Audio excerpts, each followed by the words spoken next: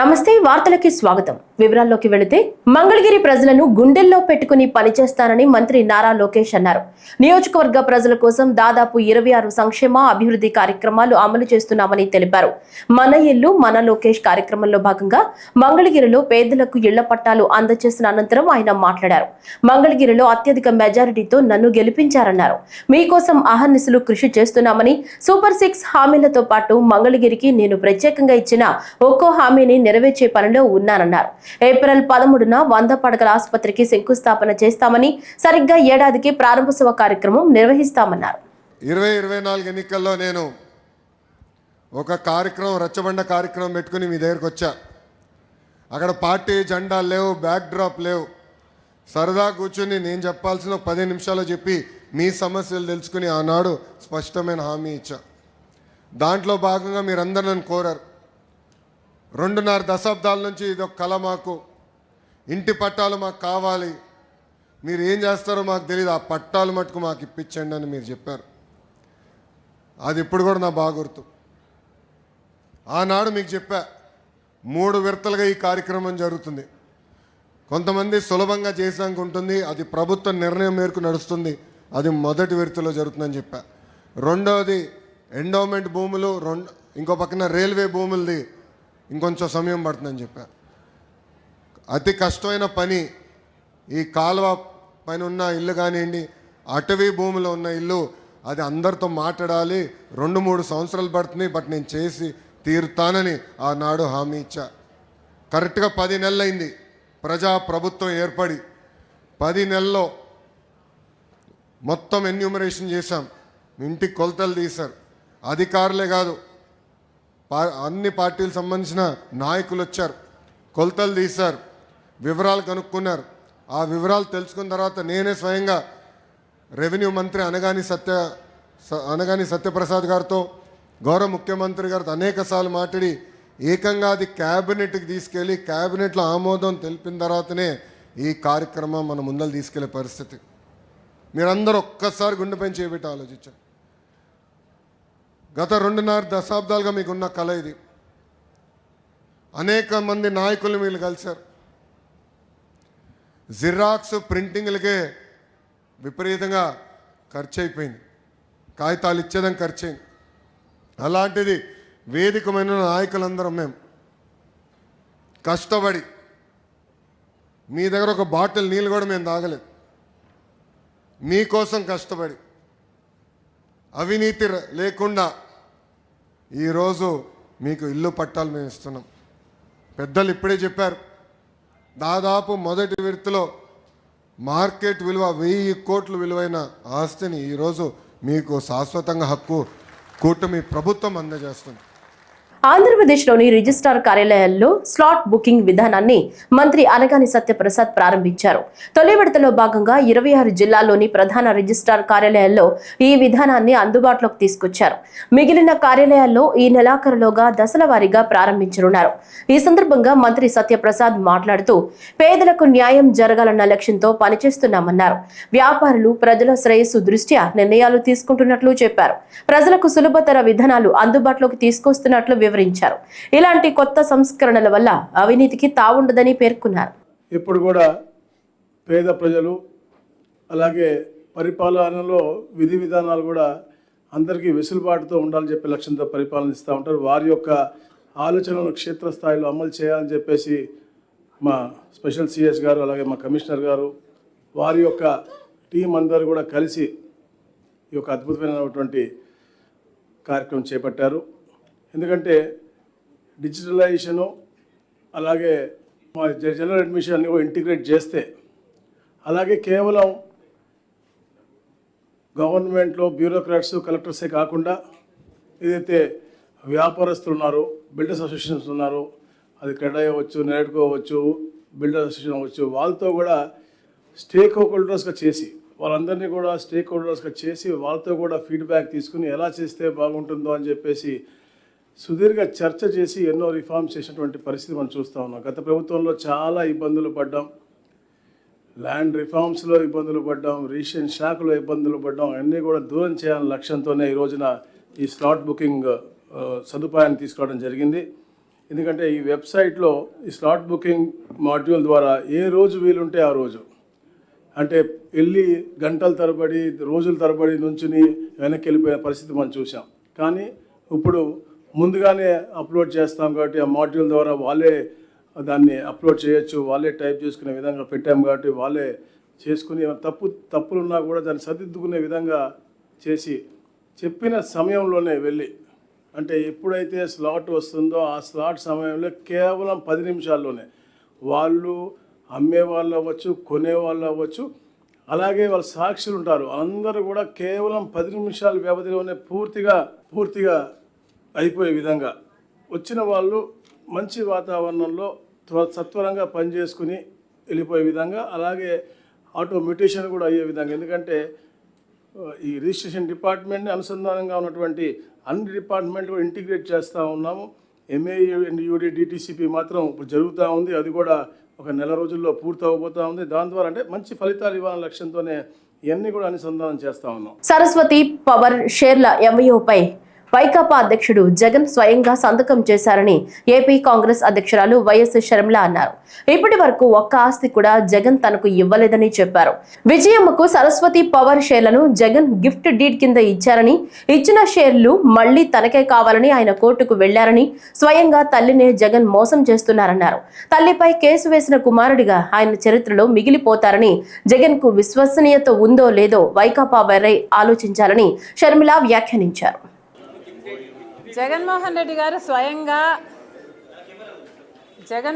గారు స్వయంగా MOUలో సంతకం పెట్టారు. తన చెల్లెలికి, అంటే నా బిడ్డలకి ఈ ఆస్తులు అన్నట్లుగా సంతకం పెట్టారు. ఇంతవరకు కూడా ఒక్క ఆస్తి కూడా నా చేతుల్లో పెట్టలేదు. సరస్వతి సిమెంట్కు సంబంధించి MOUలో అది నా భాగానికి వచ్చింది కాబట్టి దాన్ని జగన్మోహన్ రెడ్డి గారు గిఫ్ట్ డీడ్ చేశాడు విజయమ్మ గారికి, నాకు కాదు.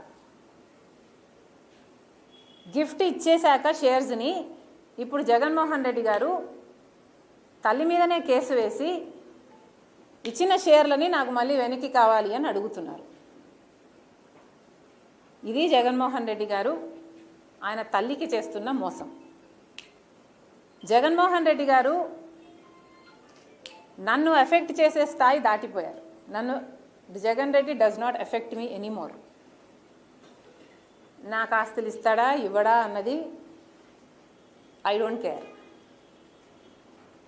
కాకపోతే జగన్మోహన్ రెడ్డి గారు తల్లి మీద కేసు వేసిన వాడిగా మిగిలిపోతాడు. నా బిడ్డలకి, సొంత మేనల్లుడికి, సొంత మేనకోడలికి ద్రోహం చేసి వాళ్ళ ఆస్తులు లాక్కున్నవాడిగా మిగిలిపోతాడు. సొంత మేనల్లుడు మేనకోడల ఆస్తి కాజేయటానికి సుబ్బారెడ్డి లాంటి వాళ్ళ చేత ఎన్నైనా అబద్ధాలు చెప్పిస్తారు. సాయిరెడ్డి లాంటి వాళ్ళ చేత కూర్చోబెట్టుకొని ట్యూషన్ ఇచ్చి డిక్టేట్ చేసి మరీ ఎన్నైనా అబద్ధాలు చెప్పిస్తారు. ఇక జగన్ రెడ్డికి క్రెడిబిలిటీ ఉందో లేదో వైసీపీ వాళ్ళు ఆలోచన చేస్తారు. ఏపీ సచివాలయంలో అగ్ని ప్రమాదం జరిగిన ప్రదేశాన్ని సీఎం చంద్రబాబు పరిశీలించారు. 2వ బ్లాక్ లో UPS బ్యాటరీ రూమ్ వద్ద శుక్రవారం ఉదయం ఈ ఘటన జరిగిన సంగతి తెలిసిందే. ప్రమాదం జరిగిన తీరుపై అధికారులను సీఎం వివరాలు అడిగి తెలుసుకున్నారు. దీనిపై పూర్తి స్థాయిలో విచారణ చేపట్టాలని ఆదేశించారు. దర్యాప్తు కొనసాగిస్తున్నట్లు అధికారులు సీఎం చంద్రబాబుకు తెలిపారు. శాసనమండలి సభ్యుడు నాగబాబు మండలి సభ్యుడిగా పదవి చేపట్టాక తొలిసారిగా ఉప ముఖ్యమంత్రి పవన్ కళ్యాణ్ నియోజకవర్గం పిఠాపురాన్ని సందర్శించి 28.5 లక్షల రూపాయల CSR నిధులతో నిర్మించిన గొల్లప్రోలు మండల నూతన తహసీల్దార్ కార్యాలయాన్ని శాసనమండలి ప్రభుత్వ విప్ పిడుగు హరిప్రసాద్ తో కలిసి ప్రారంభించారు. అనంతరం గొల్లప్రోలు హెడ్ వాటర్ వర్క్స్ లో 65.24 లక్షలతో మంచినీటి సరఫరా కేంద్రంలో చేపట్టిన అభివృద్ధి పనులను ప్రారంభించి పంప్ హౌస్ లో మోటార్ల పనితీరుని పరిశీలించారు. వెల్లడించారు. అనంతరం గొల్లప్రోలు పట్టణంలో ఏర్పాటు చేసిన అన్నా క్యాంటీన్ ను ప్రారంభించి క్యాంటీన్లో మధ్యాహ్న భోజనాన్ని వడ్డించారు. ఈ కార్యక్రమంలో నాగబాబుతో పాటు AP TIDCO chairman Vemulapati Ajay Kumar, Kakinada urban development authority chairman Tummala Ramaswamy, Kakinada జిల్లా కలెక్టర్ షణ్మోహన్ సగిలి, మాజీ ఎమ్మెల్యే పెండెం దొరబాబు, జనసేన పార్టీ పిఠాపురం నియోజకవర్గం సమన్వయకర్త మర్రెడ్డి శ్రీనివాసరావు అధికారులు పాల్గొన్నారు.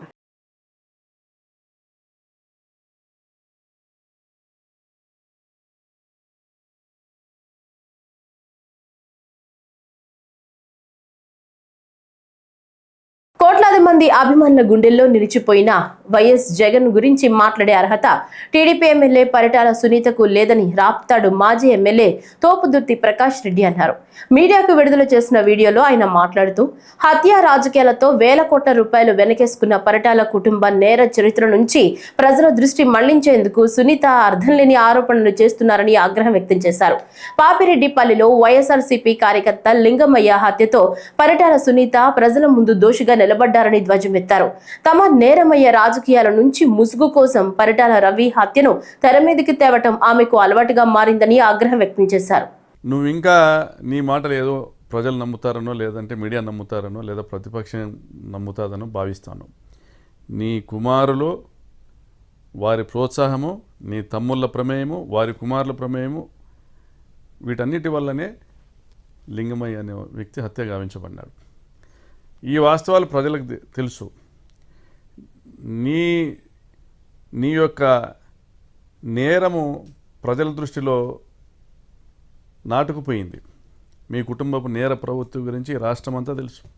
నీ భర్త 100 కూనీలు చేయించినాడనేది రాష్ట్రమంతా తెలుసు. నువ్వు రాజకీయాల్లోకి వచ్చినాక, నీ భర్త చనిపోయినాక నువ్వు రాజకీయాల్లోకి వచ్చినాక ఈ రోజుతో నువ్వు కూడా దాదాపుగా ఒక 10 మందిని చంపించిన దాంట్లో నేరుగానో లేదా ఇండైరెక్ట్గానో డైరెక్ట్గానో నీ పాత్ర కూడా ఉన్నట్లుగా జిల్లా ప్రజలకు స్పష్టమవుతుంది. ఆ హత్యల గురించి మళ్ళీ నేను చెప్పాల్సిన అవసరం లేదు, జిల్లా ప్రజలందరికీ తెలుసు. మరి ఈరోజు నువ్వు మాట్లాడుతూ ఉన్నావు, ప్రెస్ మీట్ పెట్టి మాట్లాడుతూ ఉన్నావు. 100 హత్యలు చేసినటువంటి పరిటాల రవి ఏ విధంగా ఆ హత్య కేసుల నుంచి తప్పించుకోగలిగాడో దాని వెనక ఉన్న మతలబ్ ఏంటి? మరి పరిటాల రవిని చంపించింది జగన్మోహన్ రెడ్డి అని నువ్వు మాట్లాడుతున్నావు. ఆ రోజు రాజశేఖర రెడ్డి గారు ముఖ్యమంత్రిగా ఉండగా సొంత కుమారుడి మీద సిబిఐ ఎంక్వైరీ వేయించారు. సిబిఐ వారు నిర్ధారించిన తర్వాత, జగన్మోహన్ రెడ్డి గారి ప్రమేయం లేదనేసి నిర్ధారించిన తర్వాత ఆ కేసు విచారణ జరిగింది, దోషులకు శిక్ష పడింది. నీవు ఎప్పుడైతే దొంగగా ప్రజల ముందర నిలబడతావో, దోషిగా ప్రజల ముందర నిలబడతావో, ఆ నిలబడిన ప్రతిసారి జగన్మోహన్ రెడ్డి గారిని తిట్టడము, జగన్మోహన్ రెడ్డి గారికి అనేక నేరాలను ఆపాదించడము, అంటే నీ నేరాలకు ముసుగు కప్పుకునేటువంటి ప్రయత్నం చేస్తున్నావు. ఆ రోజుల్లో జేసీ దివాకర్ రెడ్డి నా భర్తను చంపించినాడని కూడా నువ్వు మాట్లాడినావు, గగ్గోలు పెట్టినావు. జేసీ కుటుంబము మీ పార్టీలోకి రాకుండా కూడా చాలా డ్రామాలు చేసినావు. మరి ఈరోజు పరిస్థితి ఏంది? జేసీ ప్రభాకర్ రెడ్డి నీ కొడుకు ఏడ చూసినా కనపడితే కరుచుకుంటున్నారు. మరి ప్రజలు పిచ్చోళ్ళ? మరి మీ పార్టీ కార్యకర్తలు పిచ్చోళ్ళ? మరి చమన్ సాబ్ మీ ఆయనకు నమ్మకస్తుడు, ఆయన హత్యలోనూ, ఆయన డ్రైవర్ హత్యలో కూడా మీ కుటుంబం పాత్ర గురించి ప్రజలు చర్చించుకున్నారు. ఈరోజు కూడా అందరూ అదే నమ్ముతూ ఉన్నారు, మీరే చంపించినారనేసి. పారిశ్రామికాభివృద్ధి, ఉపాధి కల్పనకు ఊతమిచ్చేలా రాష్ట్ర మంత్రి మండలి కీలక నిర్ణయాలు తీసుకుంది. విశాఖ నగర సమీపంలో Messrs ఆర్సెల్ఆర్ Mittal Nippon steel India limited 1,35,000 కోట్ల వ్యయంతో 2 దశలు నిర్మించబోయే 17.8 మిలియన్ మెట్రిక్ టన్నుల స్టీల్ ఉత్పత్తి కర్మాగారం ఏర్పాటుకు ఆమోదం తెలిపింది. వారు కోరినట్లుగా డిఎల్పురం వద్ద 2.9 కిలోమీటర్ల వాటర్ ఫ్రంట్ తో క్యాప్టివ్ పోర్ట్ ఏర్పాటుకు అనుమతించింది. ఈ నిర్ణయానికి అనువుగా కాకినాడ గేట్వే ప్రైవేట్ లిమిటెడ్ పోర్టుతో కుదిరిన ఒప్పందంలో కొన్ని నిబంధనల్ని సవరించింది. రాష్ట్ర మంత్రి మండలి గురువారం ముఖ్యమంత్రి చంద్రబాబు అధ్యక్షతన సచివాలయంలో సమావేశమైంది. ఆ నిర్ణయాలను సమాచార పౌర సంబంధాల శాఖ మంత్రి కొలుసు పార్థసారథి మీడియాకు వెల్లడించారు. ఇది ఉపన్యాసాలిచ్చే, మాటలు చెప్పే, ప్రజల్ని మభ్యపెట్టే ప్రభుత్వం కాదని ఈ నిర్ణయాలు రుజువు చేస్తున్నాయన్నారు. గౌరవ ముఖ్యమంత్రి చంద్రబాబు నాయుడు గారి అధ్యక్షతన జరిగిన కేబినెట్ సమావేశంలో రాష్ట్ర అభివృద్ధికి సంబంధించి కొన్ని నిర్ణయాలు తీసుకోవటం జరిగింది. ఈ ప్రభుత్వం అహర్నిశలు ఈ రాష్ట్ర అభివృద్ధి కోసం, రాష్ట్రంలో పారిశ్రామిక అభివృద్ధి, తద్వారా ఉపాధి కల్పన కోసం పడుతున్న కష్టానికి ఫలాలు అందుతాయనే విషయం ఈరోజు తీసుకున్న నిర్ణయాలు బట్టి చాలా స్పష్టంగా అర్థమవుతుందని చెప్పేసి మనం చేస్తా ఉన్నాను. 17.8 మిలియన్ టన్నుల స్టీల్ ఉత్పత్తికి ఏదైతే ప్రతిపాదన చేసిందో అది వాస్తవ రూపం ధరించడానికి కావాల్సిన నిర్ణయాలు ఈరోజు తీసుకోవడం జరిగిందని చెప్పేసి మనం చేస్తాను. ఈ స్టీల్ ప్లాంట్ కోసం మరి ఈ ఆర్సిలరీమెటల్ సంస్థ వారు ఒక క్యాప్టివ్ పోర్ట్ కావాలని చెప్పేసి కోరటం, డిఎల్పురం అనకాపల్లి డిస్టిక్లో డిఎల్పురం అనే విలేజ్లో 2.9 కిలోమీటర్ వాటర్ ఫ్రంట్తో ఒక క్యాప్టివ్ పోర్ట్ వాళ్ళకి ఇవ్వటానికి మంత్రిమండలి ఆమోదించింది. 3 స్టార్ హోటల్స్లో రాష్ట్రంలో బార్ లైసెన్స్ ఫీజు 66 లక్షలు గత ప్రభుత్వం నిర్ణయించిన విషయం అందరికీ తెలిసిందే. ప్రభుత్వం యొక్క ఆలోచన, మా ప్రీతం ముఖ్యమంత్రి గారి ఆలోచన ఏమిటంటే భవిష్యత్తులో ఈ రాష్ట్రంలో టూరిజంకి అపారమైన అవకాశాలు ఉన్నాయి. టూరిజం డెవలప్మెంట్ ద్వారా రాష్ట్ర ఆదాయమే కాకుండా ఉపాధి అవకాశాలు కూడా చాలా మెరుగ్గా ఉంటాయనే ఆలోచనతో ముఖ్యమంత్రి గారు దీని మీద ప్రత్యేకమైన దృష్టి పెట్టారని చెప్పేసి కూడా మనం చేస్తాను. దృష్టి పెట్టడమే కాకుండా రాష్ట్రంలో ఎక్కడెక్కడ ఈ టూరిజం డెవలప్మెంట్కి అవకాశాలు ఉన్నాయో, ఎందుకంటే 935 కిలోమీటర్లు 950 కిలోమీటర్లు కోస్ట్ లైన్, దాన్ని మనం ఎక్స్ప్లాయిట్ చేసి మనం టూరిజం డెవలప్మెంట్కి మనం చర్యలు తీసుకోవాలని చెప్పేసి చెప్పడం జరిగింది. అదేవిధంగా ఈ రాష్ట్రంలో అనేక ప్రాంతాల్లో టెంపుల్ టూరిజం కూడా మనకి చాలా గొప్ప అవకాశం ఉంది. ఎందుకంటే బాలాజీ మన ఏడుకొండల టెంపుల్ కానివ్వండి, కనకదుర్గమ్మ టెంపుల్ కానివ్వండి, శ్రీశైలం, పెద్ద పెద్ద టెంపుల్స్ అన్నీ కూడా మన రాష్ట్రంలో పేరెన్నికగా ప్రజల్లో బాహుళ్యం పొందిన టెంపుల్స్ ఉన్నాయి. దాన్ని కూడా ఆసరా చేసుకుని టెంపుల్ టూరిజం కూడా డెవలప్ చేయాలి. సో ఈ టూరిజం డెవలప్మెంట్ కావాలంటే రూమ్స్ అవైలబిలిటీ కానివ్వండి, ఇంకా ఇన్ఫ్రాస్ట్రక్చర్ కానివ్వండి, వారు ఎవరైనా సరే టూరిజం టెంపుల్కి వచ్చినప్పుడు 1-2 రోజులు వాళ్ళు గడపడానికి అవకాశాలు ఉండే విధంగా మనం టూరిజం ఇన్ఫ్రాస్ట్రక్చర్ని డెవలప్ చేయాలనే ఆలోచనతో ముఖ్యమంత్రి గారు చాలా స్పష్టమైన ఆదేశాలు సంబంధిత శాఖకి ఇవ్వటం జరిగిందని చెప్పేసి మనం చేస్తాను. ఆంధ్రప్రదేశ్ చలనచిత్ర వాణిజ్య మండలి చంద్రన్న వజ్రోత్సవ వేడుకలను PMKM ఫైన్ ఆర్ట్స్ ఆధ్వర్యంలో సంయుక్తంగా విజయవాడలో నిర్వహించనున్నట్లు ఆ సంస్థ ప్రతినిధులు ప్రకటించారు. ఏప్రిల్ 16 నుంచి 20వ తేదీ వరకు గాంధీనగర్ కందుకూరి కళ్యాణ మండపం నందు జరగనున్న ఈ నాటికల పోటీల్లో సాంస్కృతిక కార్యక్రమాలు, కూచిపూడి నృత్య ప్రదర్శనలు, జానపద నృత్య పోటీలు నిర్వహించనున్నారు.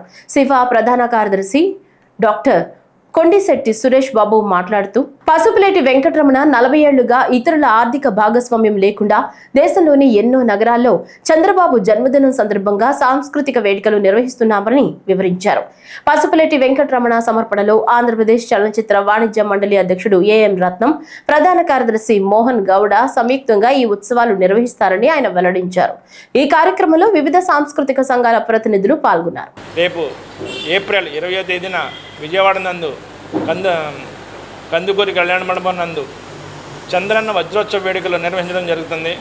అలాగే ఏప్రిల్ 16 నుండి 20వ తారీఖు వరకు చంద్రన్న వజ్రోత్సవ వేడుకలు PMKM ఫైన్ ఆర్ట్స్ తరపున జరపడం జరుగుతుంది.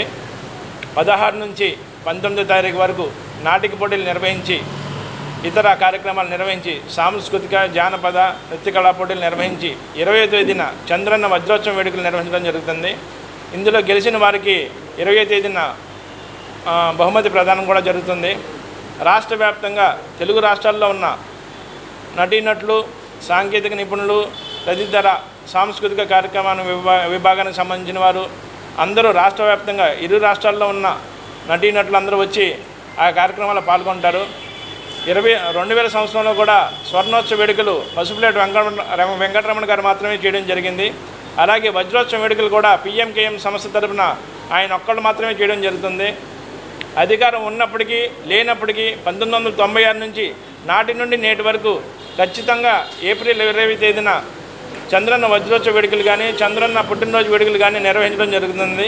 ఈ పిఎంకేఎం అనేది కొన్ని సంవత్సరాలుగా నాటక పోటీలని నిర్వహిస్తూ మన రాష్ట్రంలోనే కాకుండా ఉభయ రాష్ట్రాల్లో అలాగే భారతదేశంలో కూడా అత్యంత ప్రతిష్టాత్మకమైనటువంటి నాటకాల పోటీలను నిర్వహిస్తూ ఫైనల్గా ₹1,00,000 బహుమతి ఇస్తున్నటువంటి ఈ పిఎంకేఎం అనే సంస్థ నందమూరి తారక రామారావు గారి వారి జన్మదినం దగ్గర నుంచి కానీ వారి మీద ఉన్న అభిమానంతో ఈరోజు వరకు కూడా మన నిరంతర శ్రామికుడు మన నారా చంద్రబాబు నాయుడు గారి పేరు మీద ప్రతి సంవత్సరం కూడా ఏదో కార్యక్రమంగా నిర్వహిస్తూ ఇప్పుడు వజ్రోత్సవం ఎన్టీ రామారావు గారు 75 సంవత్సరాలు అయిన సందర్భంగా వజ్రోత్సవ కార్యక్రమాన్ని నిర్వహిస్తూ ఇక్కడ మనకి నాటక పోటీలని కందుకూరి కళ్యాణ మండపం మన జింకాన గ్రౌండ్స్ పక్కన ఉన్నటువంటి చంద్రబాబు నాయుడు గారి పుట్టినరోజు సందర్భంగా ఆ నాటక పోటీలని ఆ థియేటర్లో మనం నిర్వహించడం జరుగుతుంది.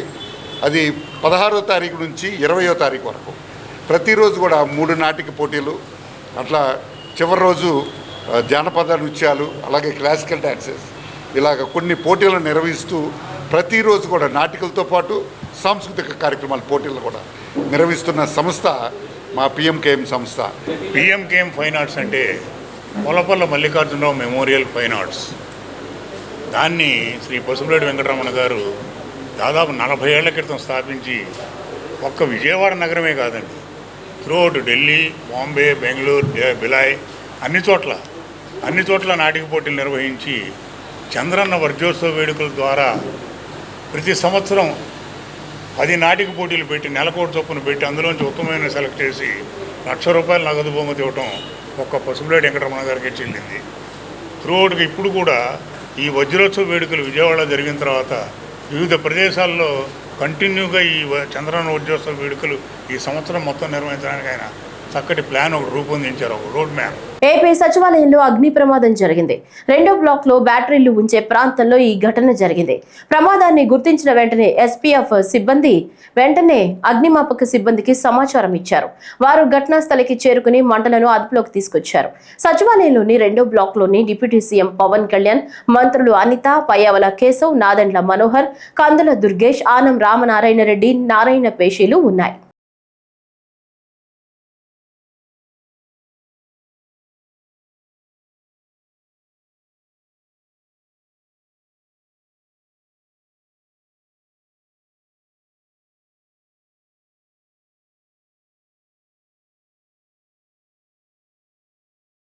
డ్రీమ్ వర్క్స్ ఆర్ట్ గ్యాలరీ సంస్థ ఏప్రిల్ 5వ తేదీన జాతీయ స్థాయి ఎగ్జిబిషన్ మరియు వర్క్ షాప్ నిర్వహించనుంది. ఈ మేరకు ఆ సంస్థ ప్రతినిధులు విజయవాడ ప్రెస్ క్లబ్ లో వివరాలు వెల్లడించారు. విజయవాడలో school of planning and architecture లో వికసిత భారత నేపథ్యంగా మన ప్రకృతి మనమే కాపాడుకుందాం నినాదంతో ఈ కార్యక్రమం రూపొందించబడిందని సంస్థ నిర్దేశకులు పి రమేష్ ప్రకటించారు. ప్రతి సంవత్సరం దేశంలోని వివిధ రాష్ట్రాల రాజధానుల్లో ఈ కార్యక్రమాన్ని ప్రభుత్వాల ఆర్థిక సహాయం లేకుండానే స్వచ్ఛందంగా ఏర్పాట్లు చేస్తున్నామని ఆయన తెలిపారు. ఈ కార్యక్రమంలో గోళ్ల నారాయణరావు, రామ్ చంద్, రమేష్ తదితరులు పాల్గొన్నారు. ఈ ప్రకృతి అనేది, పర్యావరణం అనేది ఎలా పాడైపోతున్నాయి అనేది మనకు తెలుసు కాబట్టి ఆ అంశాన్ని ఎంచుకొని ఆ అంశంలో యువతను కానీ అలాగే విద్యార్థులను కానీ బాలబాలికలను కానీ దాని స్పృహ, ఆ చైతన్యం కలిగించే నిమిత్తం ఒక మంచి కార్యక్రమం పెట్టారు. అది రేపు 5వ తారీఖున ఏప్రిల్ 5న ఉదయం 10 నుంచి సాయంత్రం 6 వరకు దాదాపు 150 మంది పేరు పొందిన చిత్రకారులు రకరకాల రాష్ట్రాల నుంచి, మన స్థానిక తెలుగు రాష్ట్రాల నుంచి వచ్చి చాలా మంచి పెయింటింగ్స్, లైవ్ పెయింటింగ్ అంటే అక్కడ ఉండి ఈ పర్యావరణానికి సంబంధించి కానీ ప్రకృతికి సంబంధించి కానీ వాళ్ళు ఏ రకంగా వాళ్ళ స్పందన ఉంటుందనేది మనం ఆ లైవ్ పెయింటింగ్లో చూడొచ్చు. 150 మంది చాలా పేరు పొందిన కళాకారులు, చిత్రకారులు వాళ్ళు చిత్రాలు వేస్తారు. అదే రోజున దాదాపు కొన్ని వేల మంది బాలబాలికలు పాల్గొనే 12వ జాతీయ స్థాయి ఈ చిత్రకళా పోటీల్లో ఉన్న గెలిచిన వాళ్ళకి ఆ ప్రైజులు ఇవ్వడం జరుగుతుంది. మన పర్యావరణ పరిరక్షణ పేరుతో art gallery workshop institute of architecture కాలేజ్లో ఏప్రిల్ 5వ తారీఖున ఉదయం 7 గంటల నుంచి సాయంత్రం 5 గంటల వరకు జరుగుతుందండి. దాదాపు పిల్లలు అన్ని రాష్ట్రాల నుంచి, విజయవాడ నుంచి స్కూల్స్, వేరే వేరే రాష్ట్రాల నుంచి ఆర్టిస్టులు వచ్చి లైవ్ పెయింటింగ్స్, వర్క్షాప్, కాంపిటీషన్ జరుగుతుంది. మీరు ఈ రమేష్ గారు చేసే కార్యక్రమాన్ని ప్రజల్లోకి తీసుకెళ్ళి ప్రజలను చైతన్యవంతం దాని ద్వారా మన పర్యావరణ పరిరక్షణకు ఎంతో ఉపయోగపడే కార్యక్రమాన్ని మీ వంతు సహకారం అందించి కోరుతున్నాను. గత 20 సంవత్సరాలుగా విజయవాడ నగరంలో అనేక మహత్తరమైన కార్యక్రమాలు విద్యార్థులతో పేరొందిన నైపుణ్యం గల చిత్రకారులతో వేలాది మందితో నిర్వహించడం మీ అందరికీ తెలిసిందే. అలాగే ఈ సంవత్సరం ఈ నెల 5వ తారీఖున శనివారం నాడు school of planning and architecture ITI college పక్కన నిర్వహణ జరుగుతుంది. ఉదయం 10 గంటల నుంచి సాయంత్రం 6 గంటల వరకు ఉంటుంది. ఈ కార్యక్రమానికి నగరంలోని ఉన్నతాధికారులు అలాగే పేరొందినటువంటి పుర ప్రముఖులు కూడా హాజరవుతున్నారు. సుమారుగా ఒక 3,000 నుంచి 5,000 మంది ఈ కార్యక్రమానికి విచ్చేస్తారు. కావున ఈ కార్యక్రమాన్ని ముందుకు తీసుకువెళ్లాల్సిందిగా మీ అందరినీ సవినీయంగా కోరుకుంటున్నాము. కేంద్ర ప్రభుత్వం రాజ్యసభలో ప్రవేశపెట్టనున్న వక్ఫ్ సవరణ బిల్లును టీడీపీ, జనసేన, నితీష్ కుమార్ వ్యతిరేకించాలని ముస్లిం సమైక్య వేదిక డిమాండ్ చేసింది.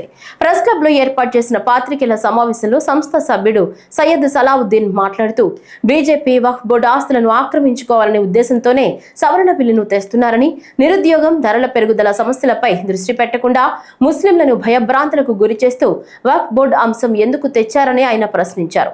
దేశంలోనే 3వ అతిపెద్ద భూ యజమాని అయిన వక్ఫ్ బోర్డులో 42 సవరణల ద్వారా 2 అన్య మతస్థులకు స్థానం కల్పించడం, అధికారం కలెక్టర్ కు అప్పజెప్పడాన్ని ముస్లిం సమైక్య వేదిక ఖండిస్తుందని సయ్యద్ స్పష్టం చేశారు.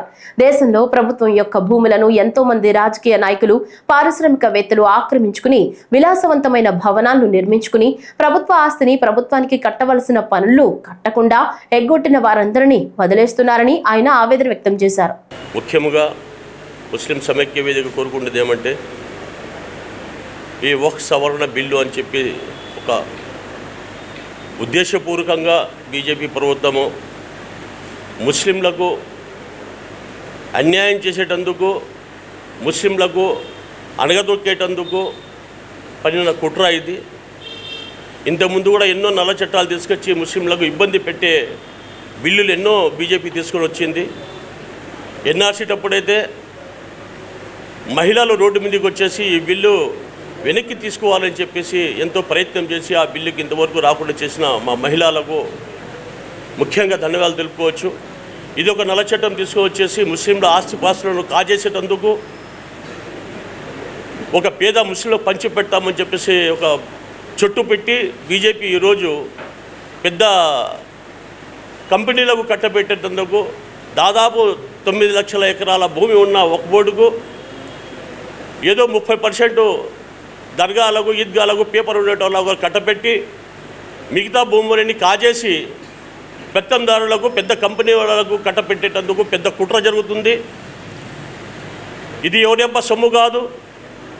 మా పూర్వీకులు వచ్చే రోజుల్లో పేద ముస్లింలకు దీన్ని లబ్ధి చేరాలని చెప్పేసి ఆ అల్లా కోసం ఈ వక్ఫ్ చేసిన భూములు.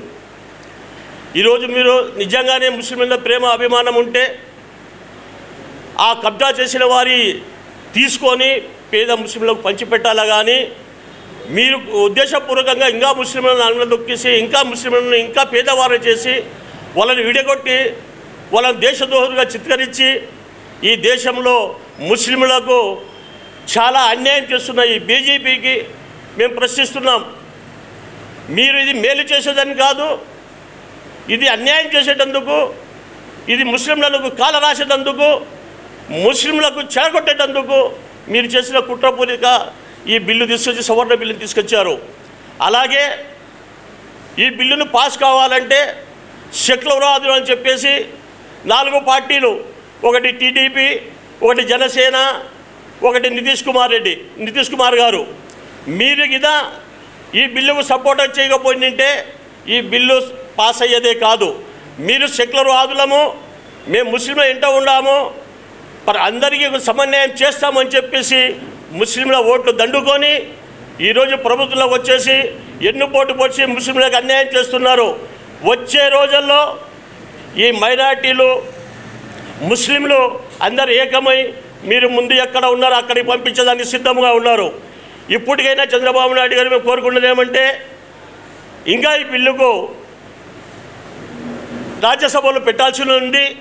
అక్కడికనే కూడా మీరు నలుగురు కలిసి పాస్వాన్ కూడా మీరు నలుగురు కలిసి అక్కడ వ్యతిరేకించాలని చెప్పేసి ముస్లింలు యావత్తు దేశ ముస్లింలు కోరుకుంటున్నారు. బీజేపీ వక్ఫ్ బోర్డు సవరణ బిల్లు తెచ్చి ముస్లింల రాజ్యాంగపరమైన హక్కులను హరిస్తోందని ఏపీ కాంగ్రెస్ అధ్యక్షురాలు షర్మిల ఆరోపించారు.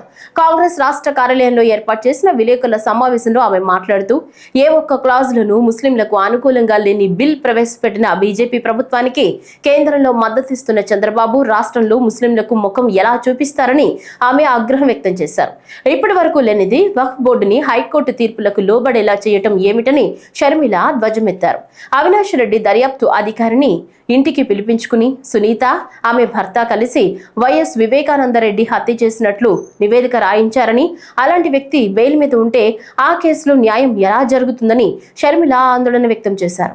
2014లో ఆంధ్ర రాష్ట్ర ప్రజలకు ఇచ్చిన హక్కులైతే ఈ రోజుటి వరకు 2025లో ఉన్నాం.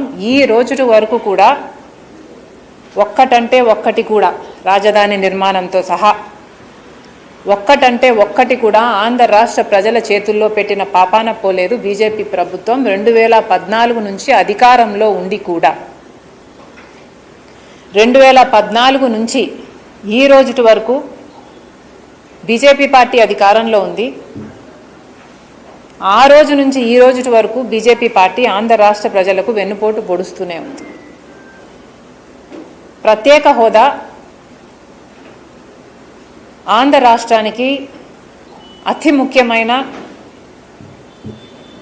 ఇష్యూ. మోడీ గారు ప్రధానమంత్రి కాకముందు 2014లో మోడీ గారు చెప్పిన మాట విభజిత ఆంధ్ర రాష్ట్ర అభివృద్ధి బాధ్యత నాది అన్నారు. ప్రత్యేక హోదా 5 సంవత్సరాలు సరిపోదు, 10 సంవత్సరాలు ఇస్తాము అన్నారు. ఇలాంటివి ఎన్నో పెద్ద పెద్ద మాటలు. ఢిల్లీని తలపించే రాజధాని కడతామంటారు అన్నారు. పోలవరం జాతీయ ప్రాజెక్టుగా మొత్తం కేంద్రమే కడుతుంది అన్నారు. ఇలాంటివి ఎన్నో పెద్ద పెద్ద ప్రామిసెస్ చేసి కూడా ఇన్ని సంవత్సరాలైనా 11 సంవత్సరాలైనా ఈ రోజుటి వరకు కూడా మోడీ గారు ఒక్కటి కూడా నిలబెట్టుకోలేదు అంటే మోడీ గారు ఆంధ్ర రాష్ట్ర ప్రజలను మోసం చేశారు అని మేము ఆరోపిస్తే అది తప్ప? మోడీ కేడీ అంటే తప్ప? బీజేపీ పార్టీ సమాధానం చెప్పాలి, మోడీ గారు సమాధానం చెప్పాలి, వాళ్లకు మద్దతిస్తున్న చంద్రబాబు గారు, పవన్ కళ్యాణ్ గారు కూడా సమాధానం చెప్పాలి. ఆంధ్ర రాష్ట్రానికి ప్రత్యేక హోదా అన్నది ఎంత ముఖ్యమో అంతే ముఖ్యం పోలవరం ప్రాజెక్ట్. ప్రత్యేక హోదా మన బిడ్డల భవిష్యత్ అయితే పోలవరం ప్రాజెక్టు మన రైతులకు ఊపిరి. ప్రత్యేక హోదా ఎంత ముఖ్యమో పోలవరం ప్రాజెక్టు కూడా అంతే ముఖ్యం. అలాంటిది పోలవరం ప్రాజెక్టు ఈ రోజు వరకు కూడా పూర్తి కాలేదు అంటే దానికి బాధ్యత ఎవరు వహించాలి? వక్ఫ్ సవరణ బిల్లు విషయంలో చంద్రబాబు చేసిన మోసం చరిత్రలో నిలిచిపోతుందని మాజీ ఎమ్మెల్యే మహమ్మద్ అబ్దుల్ హఫీజ్ ఖాన్ మండిపడ్డారు. కర్నూలు క్యాంపు కార్యాలయంలో మీడియాతో మాట్లాడుతూ వక్ఫ్ సవరణ బిల్లు విషయంలో ముస్లింల పట్ల తెలుగుదేశం నమ్మక ద్రోహంకు పాల్పడిందని ఆగ్రహం వ్యక్తం చేశారు. ముస్లిం మైనార్టీల విషయంలో చంద్రబాబుకున్న వ్యతిరేక వైఖరి ఈ బిల్లు విషయంలో మరోసారి బయటపడిందని ధ్వజమెత్తారు. ఆర్టికల్ 13 అంటే సుప్రీం ఏమో కాన్స్టిట్యూషన్ అవుతుంది, లెజిస్లేచర్స్ కారు అని చెప్పడం జరిగింది. మరి కాన్స్టిట్యూషన్ మాకు ఏం రైట్స్ ఇస్తుంది అంటే ఆర్టికల్ 13లో కానీ, ఆర్టికల్ 14లో కానీ, ఆర్టికల్ 25లో కానీ, 26లో కానీ, 25, 26లో అయితే చాలా స్పష్టంగా మాకు ఫ్రీడమ్ ఆఫ్ రిలీజియను, మేము మా ఇన్స్టిట్యూషన్స్ని స్థాపించుకోవడము, భూములు కొనుక్కోవడము, పెట్టుకోవడము, దానికి మొత్తం నడిపించుకోవడము అనేది మొత్తము ముస్లిమ్సే కాదు ప్రతి ఒక్క రిలీజియన్కి సంబంధించిన మనిషి భారతదేశంలో చాలా ఫ్రీడమ్తో చేసుకోగలుగుతారు అని చెప్పడం జరిగింది. అలాగే ఆర్టికల్ 14లో ఎక్కడ కూడా డిస్క్రిమినేషన్ జరగకూడదు. డిస్క్రిమినేషన్ అంటే మతపరంగానో లేదంటే జాతిపరంగానో కులపరంగానో ఎక్కడ కూడా వాళ్ళకు అన్యాయం జరగకూడదు అని చెప్పి కూడా చెప్పడం జరుగుతుంది. నిన్న తెచ్చిన బిల్లులో ఈ బిల్లు ఎందుకు తీసుకొని వచ్చినారు, ఎవరు తీసుకొని వచ్చినారు, దానికి ఎవరు మద్దతు ఇస్తున్నారు అనేది కొంచెం మనం ఆలోచించుకోవాల్సిన అవసరం ఉంది. ఎవరు తీసుకొని వచ్చినారు? బీజేపీ పార్టీ తీసుకొని వచ్చింది. బీజేపీ పార్టీ ఎన్నడూ ఏ రోజైనా ముస్లింలకు సహకరించిందా? అట్లాంటి దాఖలాలు ఏమైనా ఉన్నాయా? లేవు. 10 సంవత్సరాలు వాళ్ళు ప్రభుత్వంలో ఉండినారు. వాళ్ళ దగ్గర ఒక్కడు ముస్లిం మైనార్టీలో ఎంపీ కానీ సీట్ ఇవ్వడం కానీ ఎంపీగా గెలవడం కానీ లేదంటే మంత్రిగా చేయడం కానీ జరిగిందా? జరగలేదు. మరి వాళ్ళు ఎప్పుడు ఏం మాట్లాడినా పాకిస్తాను, ఖబ్రస్తాను, ముసల్మాను, తాలిబొట్లు కూడా తీసుకొని వెళ్ళిపోతారు అని సాక్షాత్తు ప్రైమ్ మినిస్టర్ నరేంద్ర మోడీ గారు లాంటి వాళ్ళే మాట్లాడడం జరిగింది.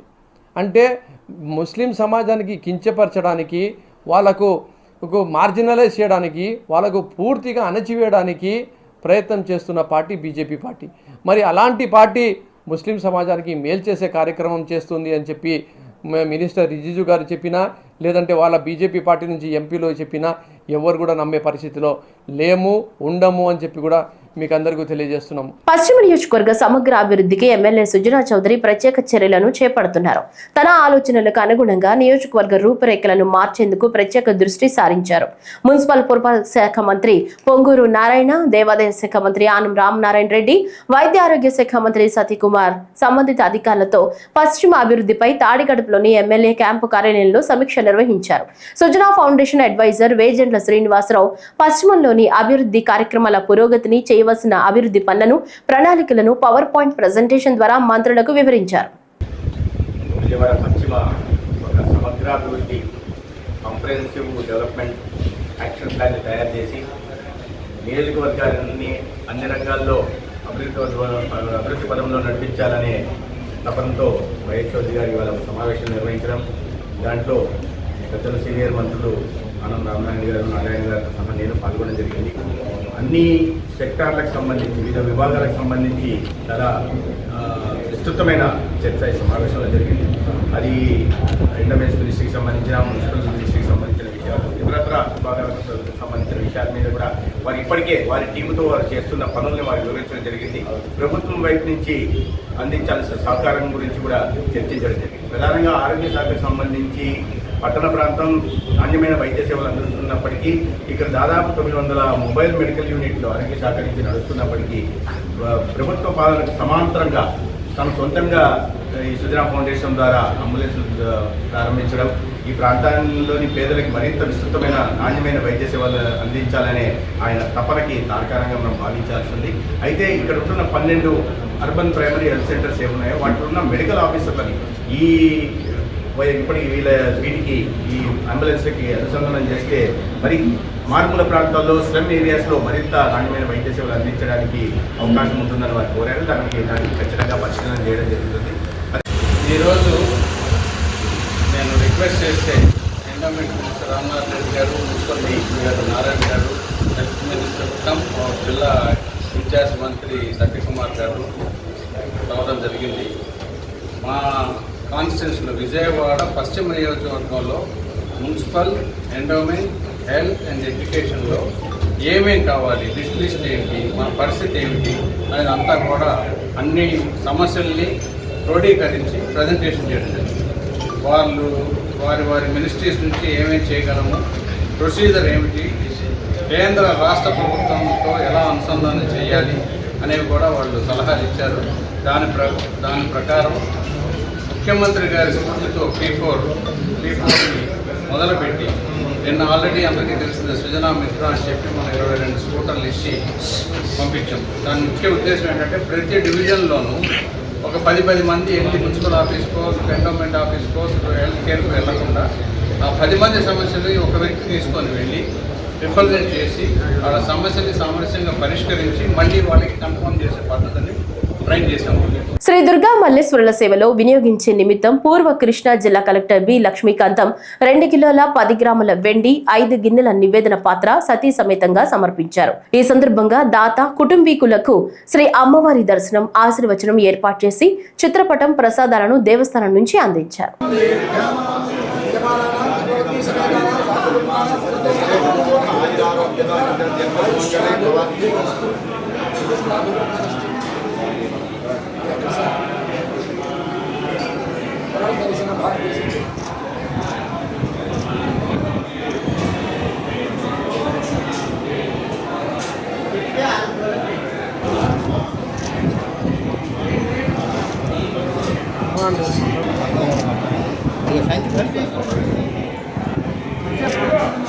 ముస్లింలపై వైసీపీది కపట ప్రేమాని టీడీపీ రాష్ట్ర అధికార ప్రతినిధి నాగుల్ మీరా అన్నారు. ఇప్పుడు ఆ వివరాలు చూద్దాం. నారా చంద్రబాబు నాయుడు గారు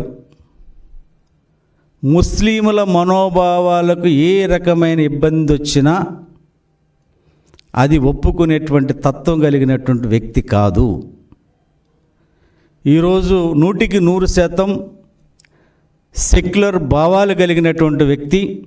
ఈ రాష్ట్రంలో ముస్లిం సమాజాన్ని అన్ని రంగాల్లో ముందుకు తీసుకురావడంలో ఆనాడు ఎన్టీ రామారావు గారు కానీ చంద్రబాబు నాయుడు గారు కానీ సిద్ధశుద్ధితో పనిచేస్తున్నటువంటి విషయం ముస్లిం సమాజానికి స్పష్టంగా తెలుసు. కాబట్టి ఈ రాష్ట్రంలో ఉన్నటువంటి ముస్లింల మనోభావాలకు వ్యతిరేకంగా ఈ ప్రభుత్వం పోదనేది మాత్రం ఈ సమాజానికి నేను ఇస్తున్నటువంటి హామీ. ఇది చంద్రబాబు నాయుడు గారి తరపున. ఎందుకంటే రాత్రి 3 గంటల వరకు కూడా వారు మాట్లాడారు నాయకులందరితోటి కూడా. ఈ సందర్భంలో ఇవాళ వైసీపీ దారుణమైనటువంటి పద్ధతులు వ్యవహరిస్తూ ఉంది. ఎంత నీచం అంటే అసలు జగన్మోహన్ రెడ్డికి మనసుందా నేను అడుగుతా ఉన్నాను. అంటే ముస్లిం సమాజాన్ని మభ్యపెడితే అబద్ధాలు చెబితే ఈనేటువంటి పరిస్థితుల్లో ఉన్నారా? అంత చైతన్యవంతంగా లేరని అనుకుంటున్నాడా జగన్మోహన్ రెడ్డి? ఈ రోజున నువ్వు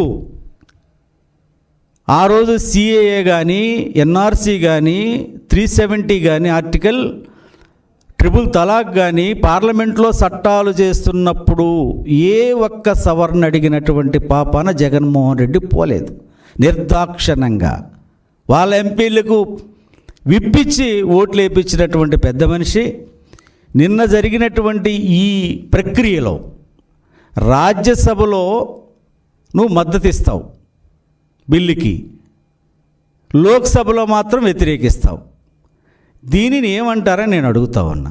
రాజమహేంద్రవరంలో ఆత్మహత్య యత్నం చేసిన ఫార్మసీ విద్యార్థిని నాగా అంజలి 12 రోజుల తర్వాత దుర్మరణానికి ప్రభుత్వమే కారణమని ఎమ్మెల్సీ వైఎస్ఆర్సీపీ మహిళా విభాగం రాష్ట్ర అధ్యక్షురాలు వరదు కళ్యాణి ధ్వజమెత్తారు.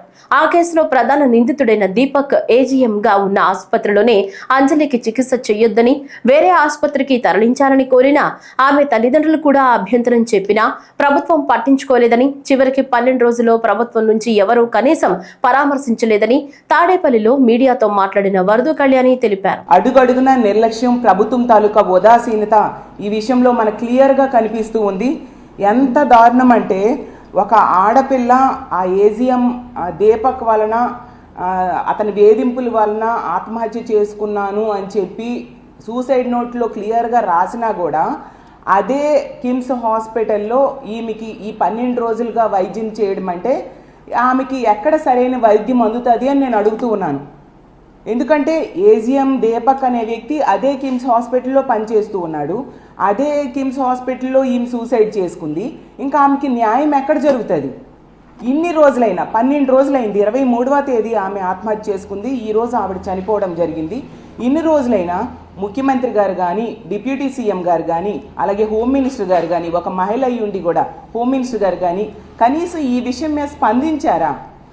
మెరుగైన వైద్యం అందుతుందా లేదా కనీసం కనుక్కున్నారా? ఎటువంటి స్పందన లేదు. అడుగడుగున నిర్లక్ష్యం.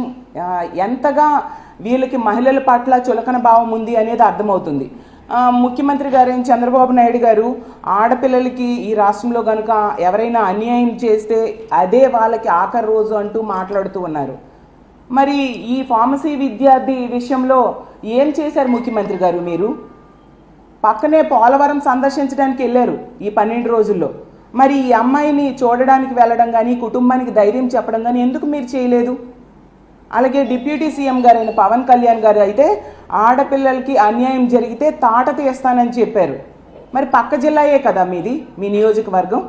మరి రాజమండ్రిలో ఈ అమ్మాయికి ఎంత అన్యాయం జరిగితే ఆమె లెటర్లో ఎంత దారుణంగా అతను వేధించాడు అనేది అంత చక్కగా ఆమె రాసిపెట్టి చనిపోతే మరి మీరు ఎక్కడ ఆ దీపక్ తాట తీశారు? కనీసం ఆ కుటుంబానికి పరామర్శ చేయడానికైనా వెళ్ళారా మీరు? ఈ వార్తలు ఇంతటితో సమాప్తం. నమస్కారం.